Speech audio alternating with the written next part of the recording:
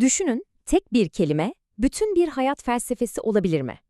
Adalet Ağaoğlu'nun Hayır romanında tam da bu sorunun peşine düşüyoruz. Gelin, bu reddedişin gücünü ve tabii ki bedelini birlikte keşfedelim. Evet, romanımızın merkezindeki isim Profesör Aysel Dereli. Onun bütün varoluş mücadelesi, tüm hayatı işte bu tek ve net kelimede gizli. Hayır. Şimdi her şey Aysel'in zihninde canlandırdığı bir sahneyle başlıyor. Gözünüzde canlandırın, prestijli bir ödül töreni.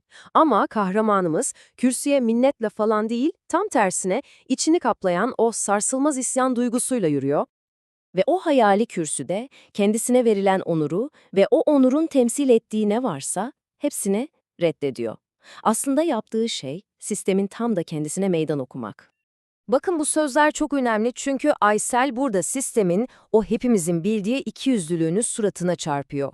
Yani aydınları bir gün baş tacı edip ertesi gün yerin dibine sokan bu düzeni, bu kalk yat düzenini temelden sorguluyor.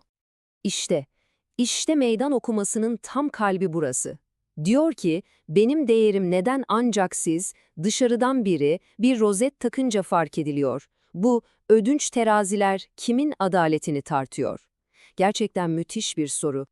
Tabii bu isyan sadece zihnindeki bir konuşmadan ibaret değil. Hayır, bu Aysel'in bütün bir akademik hayatını, bütün çalışmalarını üzerine kurduğu felsefenin ta kendisi. Peki neyi araştırıyor? Hayır demenin en nihai, en uç noktasını. Yani hayatın kendisine katılmayı, bu oyunda yer almayı topyekün reddetmeyi. Aysel'in tezi aslında intihara bakışı tamamen değiştiriyor. O bunu bir zayıflık ya da pes ediş olarak görmüyor. Tam tersine, onu sürekli uzlaşmaya, sıradanlaşmaya zorlayan bir dünyaya karşı ben buradayım ve sizin kurallarınızla oynamıyorum demenin, yani benliği ortaya koymanın en son, en güçlü eylemi olarak tanımlıyor. Bu cüretkar tezini desteklemek için de edebiyat ve tarihten çok tanıdık isimlere yöneliyor. Virginia Woolf'tan Stefan Zweig'a, hatta kurgusal karakterler olan Anna Karenina ve Kirillova kadar. Hepsinde o aynı radikal reddedişin, o büyük hayırın izlerini sürüyor. Şunu anlamak çok önemli ama. Profesör Aysel için bu hayır felsefesi öyle masa başında üretilmiş bir teori değil. Kesinlikle değil. Bu duruş, kendi kişisel ve profesyonel hayatında maruz kaldığı baskıların, o zorlukların ateşinde dövülerek şekillenmiş. Yıllar boyunca onu adeta susturmak, görünmez kılmak için tasarlanmış sistematik bir karalama kampanyasının hedefi oluyor. Gerçekten de ağır bedeller ödüyor. Ve saldırılar sadece işiyle ilgili değil, çok daha çirkinleşiyor, onu aşağılamak için kurgulanmış kişisel ithamlara dönüşüyor. Ama bakın ne kadar ironik değil mi? Bütün bu saldırılar onun o reddettiği dünyaya karşı hayır deme iradesini kırmak yerine tam tersine daha da güçlendiriyor, daha da perçinliyor. Peki tüm bu felsefi derinlik, bu kamusal mücadele, bunların sonunda Aysel'in asıl en saf isyanı nerede hayat buluyor?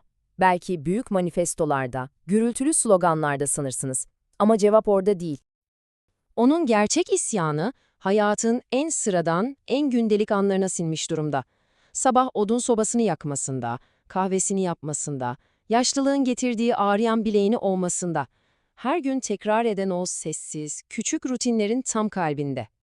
Çünkü Aysel'in o en temel hayırı aslında tam da buna yönelik. Anlamsız, sorgulanmamış, ezbere yapılan tekrarlara hayır diyor. Bize dayatılan o rollere, alışkanlıkların o boğucu konforuna karşı bilinçli bir başkaldırı bu. Ve belki de en dokunaklı, en anlamlı hayırını çok basit, çok kişisel bir eylemde görüyoruz. Annesinden yadigar kalan o güzelim gonca güllü ipek çorapları giymeye karar veriyor. Yani sandıkta çürümeye bırakılmış bir hayali, bir özlemi, "Aman şimdi sırası mı?" diyen o uygunluk baskısının üzerine çıkarıyor ve onu o gün, o anda yaşatıyor. Ayser'in hikayesi aslında bize şunu hatırlatıyor. Bazen en güçlü başkaldırı en gürültülü olan değildir. Belki de en güçlüsü her gün, her an yaptığımız o küçük ama özgün, bilinçli seçimlerde saklıdır. Peki şimdi soru şu. Tekrarlarla, dayatmalarla dolu bu dünyada sizin hayırınız ne?